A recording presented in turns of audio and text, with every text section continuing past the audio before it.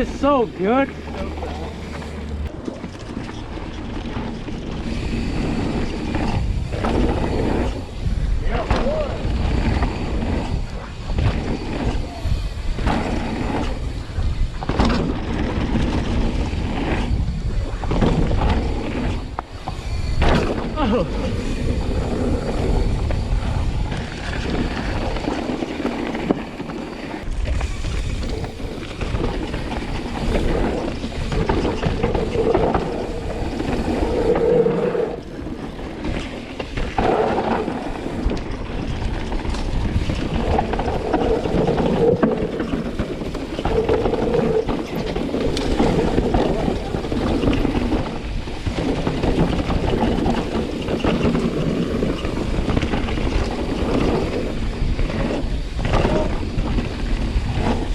What kind of line was that?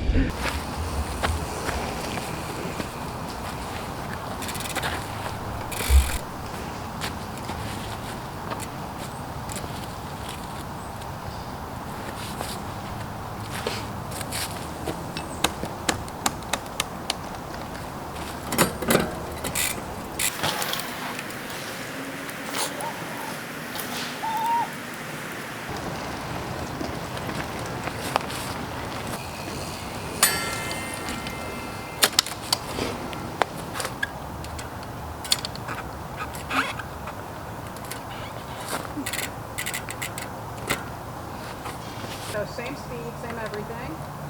And why do I not own a torque device? We got 27.5 rear wheel on. So pretty much what all this is going to do is, so all this is going to do is lower the bike a little, and when you lower it, your bottom bracket gets lower and your headset slackens out. So yeah, let's see.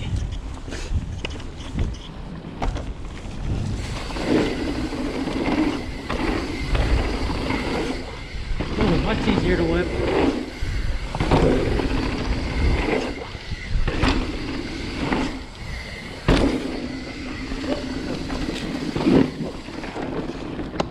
So right off the bat, I can tell it's way more flickable. I do notice a little bit. I'm a little bit more scared of pedal strikes. Lowers the bottom bracket a good bit. I just had a little pedal strike, but I'm running 170 cranks with a 160 fork. So a slight little pedal strike, but nothing big.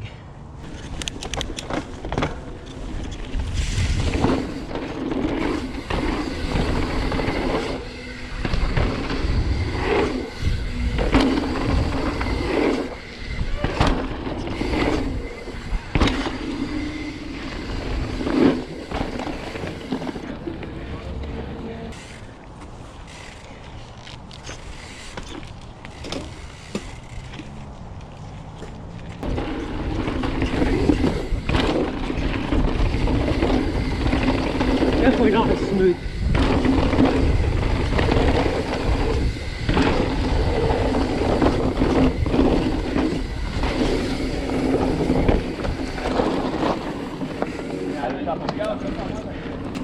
Yeah, definitely not as smooth as the 29.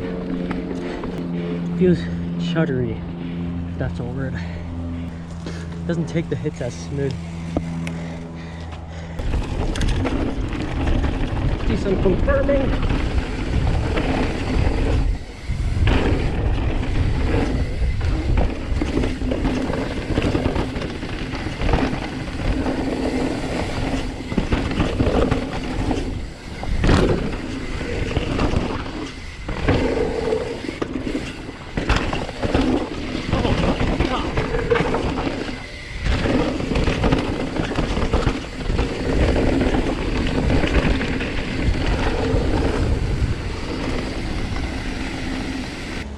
And by the way, running 30 psi in both of the wheels. Yeah, so if you think about it, 29 has more surface area when contacting the ground. So it'll obviously have a little bit more of a dampening effect because there's more tire on the ground. But I can already conclude that if your bike is a 29 front and rear, stick to the 29. But if you got a 27.5 and you want to run a 29 front wheel, that might be a good choice, but it might affect your geometry a lot. Let's do a couple more runs and see if I still think that maybe I'll let out some more PSI.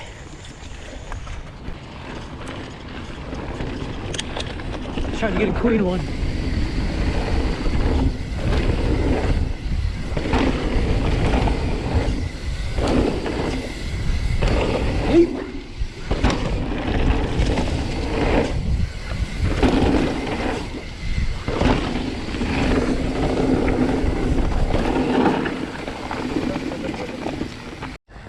So fast jumps like that, where it's kind of like flowy and you get your speed and it's kind of scary to pedal, I'd pick the 29 over the Mullet. 29 just carries the speed just that bit better. So in conclusion, would I recommend the Mullet setup? In my opinion, if you're going full, well, if you're full 29, I wouldn't recommend putting on a 27.5 rear wheel, because with 27.5 rear wheel, it does feel a little bit more lively and whippable, but when you're going downhill, it doesn't carry as much speed, and the rear triangle or rear shock feels very harsh. Yeah, and now it's honestly pretty noticeable. And keep in mind, I was riding the same trails on the same day and with the same tire pressure and everything with the same bike. And if you're full 27.5 and you want to put on 29 front wheel and fork, I don't know if it'd be worth the entire cost, but if you have a friend who has a 29 fork and they want to lend it to you, I'd definitely try it out and see if you'd notice a big difference. But if you're full 29, don't spend the money on a 27.5 rear wheel. So yeah, there's that.